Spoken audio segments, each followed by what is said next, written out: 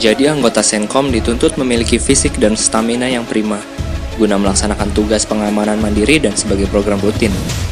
Senkom Tumaritis Sektor 8 Kota Bandung mengadakan latihan rutin fisik hiking lintas alam di hutan Taman Rakyat Dago Bandung pada tanggal 7 Maret 2019. Start dari Tahura menuju Curug Ciamas menempuh jarak pulang pergi sejauh 12 km.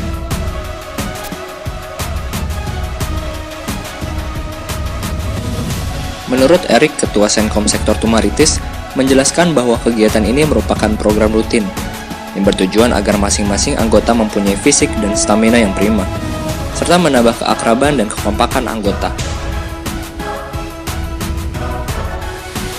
Para anggota bisa bergembira dengan hiking ini, bisa bercanda, melemaskan badan, dan juga kita memperoleh kesehatan. Pada kesempatan itu pula dipaparkan kembali tentang tupoksi anggota Senkom, yang salah satunya adalah membantu kepolisian menjaga ketertiban dan keamanan masyarakat. Maka anggota Senkom harus kenal dan akrab dengan Babin Kamtibmas di wilayahnya masing-masing. Ini juga diisi dengan materi-materi pembekalan.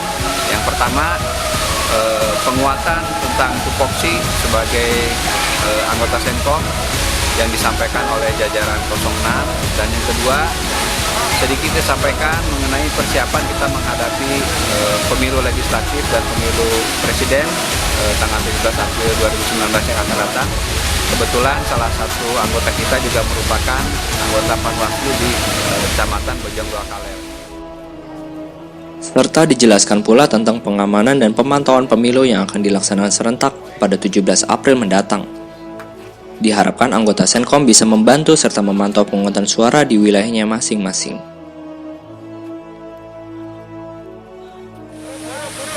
Senkom!